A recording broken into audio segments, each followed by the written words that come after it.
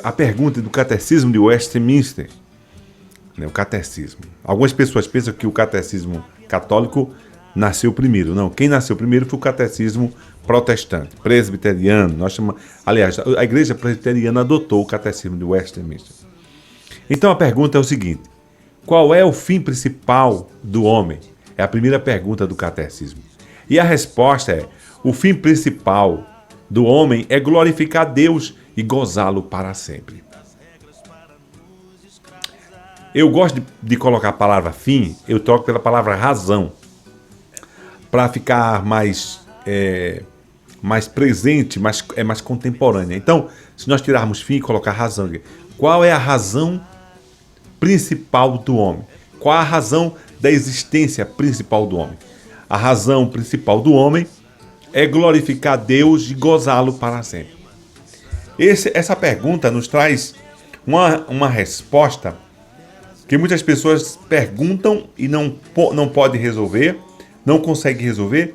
Muitas pessoas não pensam nisso, outras pensam, mas é um problema insolúvel.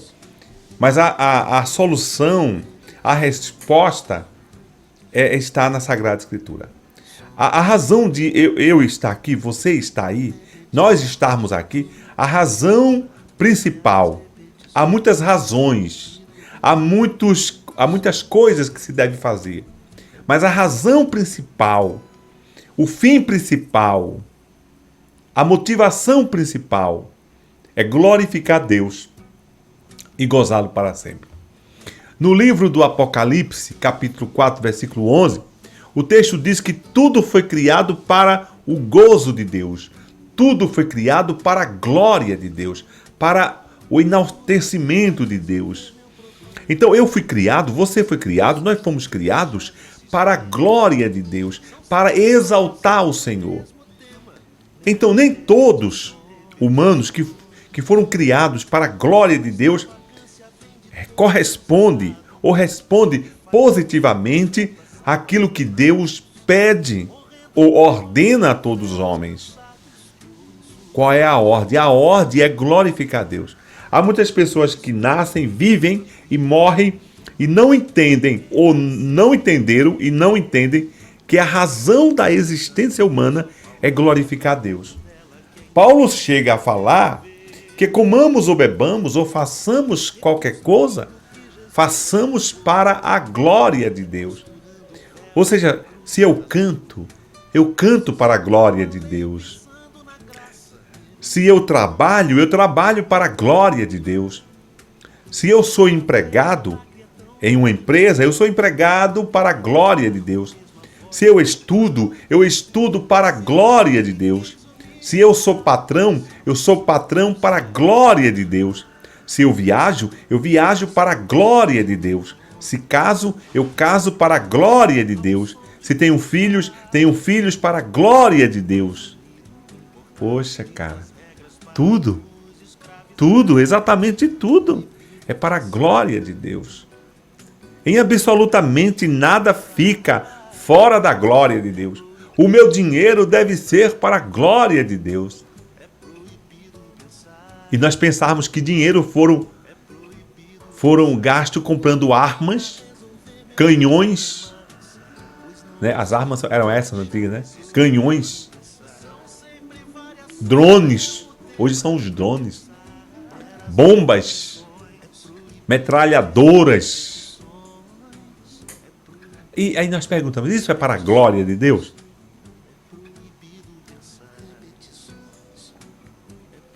O homem não consegue viver para a glória de Deus sem conhecer Deus. É preciso conhecer-se Deus para que possamos entrar no prumo de Deus. Sem conhecer Deus, nós não conseguimos corresponder ou responder positivamente àquilo que Ele nos manda, àquilo que Ele nos pede, àquilo que Ele nos ordena, pois Ele é o Senhor. Romanos capítulo 11, versículo 36, diz assim: todas as coisas existem para a glória de Deus, porque é dele, por ele, para ele, todas as coisas. Todas as coisas vieram a existir para a glória de Deus. Absolutamente todas as coisas. Não são quase todas as coisas. mas são todas as coisas vieram existir para a glória do nome do Senhor. Isso é muito importante para nós. Isso é muito importante porque muitas pessoas não sabem disso, muitas pessoas estão alheias a tais questões. 1 Coríntios, capítulo 10, versículo 31, diz assim, olha, é nosso dever glorificar a Deus em tudo que fizermos. É o texto que diz que comamos ou bebamos ou façamos qualquer coisa, façamos para a glória de Deus. Salmo 73, versículo 24 e 28, diz assim, olha, Deus nos ensina como o glorificar e que devemos gozá-lo para sempre. Então, a própria palavra de Deus, a própria Bíblia, ela nos ensina, nos orienta, nos instrui como devemos agradar a Deus.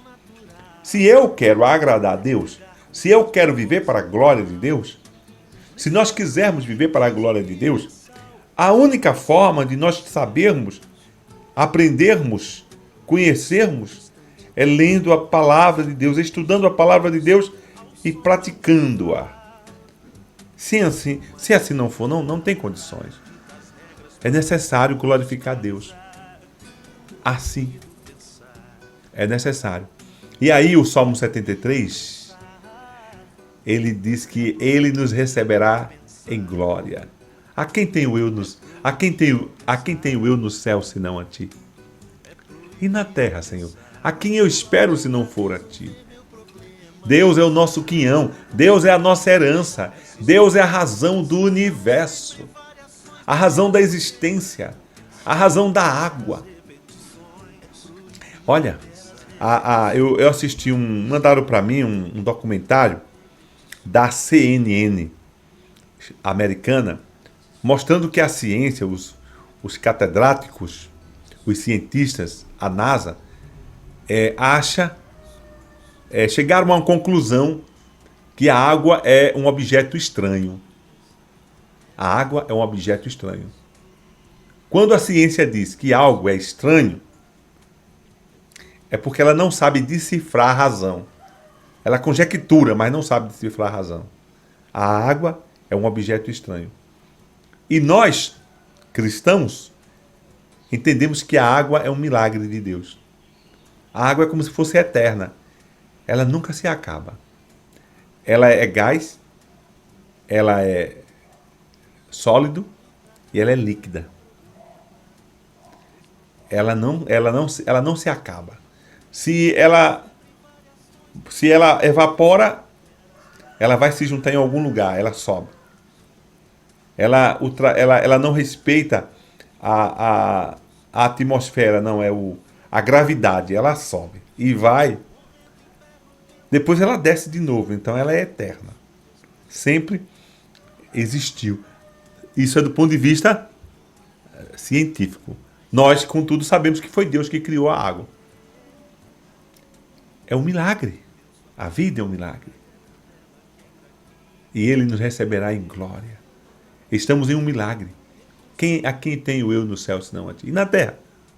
A quem eu espero a não ser a ti? Então, é bom conhecer a Deus. Você nunca vai entendê-lo perfeitamente. Eu nunca vou entendê-lo perfeitamente. Nunca vamos entendê-lo perfeitamente. Os doutores em teologia não entendem. Chega um momento que não sabem. A ciência, ela cala. A ciência, ela se cala para o fenômeno, a estranheza do universo. Ela fica por aqui mesmo. Mas a fé é racional. Deus não nos deu uma fé cega. Deus nos deu uma fé racional. Denuncia que existe um Deus cuidador e Jesus Cristo é a manifestação desse Deus. João 17, 21 a 24 diz assim, olha, o nosso supremo destino é gozar a Deus em glória. Nós estamos aqui peregrinando. Somos peregrinos. Nós vamos ser chamados a qualquer hora dessa. Neste momento, há muitas pessoas que estão sendo chamadas. Outras pessoas estão sendo trazidas. Mas os que são chamados, os que estão sendo chamados e os que estão sendo trazidos, todos são peregrinos. E um dia nós partiremos todos daqui. Agora, a pergunta que nós devemos fazer e responder a nós mesmos é: eu tenho vivido para a glória de Deus? Eu o conheço? Quem é Ele? Como eu posso achá-lo? Como eu posso viver para a glória dele? Ou eu conheço de ouvir falar? Ou eu conheço porque o meu pai e os meus pais falaram que quem criou os céus e a terra foi Deus e ficou por isso mesmo? Gente, se nós quisermos conhecer Deus, não há dois caminhos a não ser pela palavra dele. Os céus proclamam a glória de Deus. O firmamento anuncia que há um Deus no céu. E no mesmo texto diz que a lei do Senhor a lei é a palavra toda. A lei do Senhor, a Bíblia, a lei do Senhor é perfeita e restaura a alma. Jesus disse assim: eu sou o caminho, a verdade e a vida. Ele disse que é o resgatador. Ele disse que ele é o fiador. Ele disse que ele é aquele que perdoa os nossos pecados. Ele disse que ele veio nos salvar. Salvar de quê? Salvar do mal maior. O mal maior. Qual o mal maior? O pecado. Qual o maior problema que nós temos de resolver antes de sairmos daqui? O pecado. Há muitas pessoas que saem daqui sem resolver esse problema e quando chega do outro lado o negócio não vai dar certo não. Mas não vai dar certo mesmo. É necessário, enquanto estivermos aqui, resolvermos isso aqui com aquele que é digno, que foi trazido para resolver, Jesus Cristo. A oferta e o ofertante. Aquele que perdoa os pecados. Aquele que diz, lá na Bíblia, no livro santo, Romanos 8, versículo 1, não há condenação para os que estão em Cristo Jesus. Aqueles que se consertaram, aqueles que foram lá. Ele disse: vinde a mim todos que estáis cansados e sobrecarregados, pois eu vos aliviarei. Aprendei de mim que eu sou manso e humilde de coração. Então a nossa saída é Jesus. A nossa saída não é a igreja evangélica. A igreja evangélica não é a Arca da Aliança.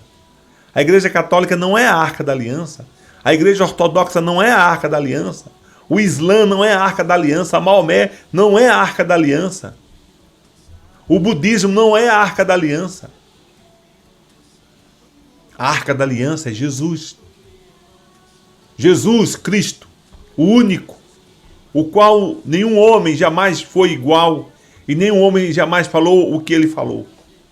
Só existem duas saídas. Ou nós somos dele ou somos contra ele.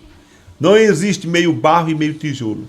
Ele é, ou eu entendo que ele é o que a Bíblia diz que ele é, ou então ele é um louco, um maluco, um débil mental, um psicopata, um turbinado, um maluco. Mas eu creio que ele é o que a Bíblia diz que ele é. A razão do universo. E eu digo a você, conselho de amigo. Tem um provérbio popular que diz: quem avisa amigo é. Não saia daqui sem resolver seu problema com ele. Não saia daqui sem resolver sua questão com ele. Vai a ele. Busque-o enquanto se pode achar. Invoque-o enquanto está perto. O programa Triunfo da Graça vai ficando por aqui. Se Deus quiser, amanhã às 9 horas, através da Web Rádio Estância Gospel e também através do Facebook, estaremos transmitindo a Palavra de Deus. O Triunfo da Graça é um programa da Igreja Presbiteriana de Estância, a qual fica situada na Rua Gomecindo Bessa, 124. E os cultos são dia de quinta-feira, às 19 horas, aos domingos às 9 horas da manhã e às 18 horas e 30 minutos. Lembrando que nesse próximo domingo não haverá culto nem de manhã e nem à noite por conta da festa do Carnaval. Até uma outra oportunidade, em nome de Jesus Cristo. Amém.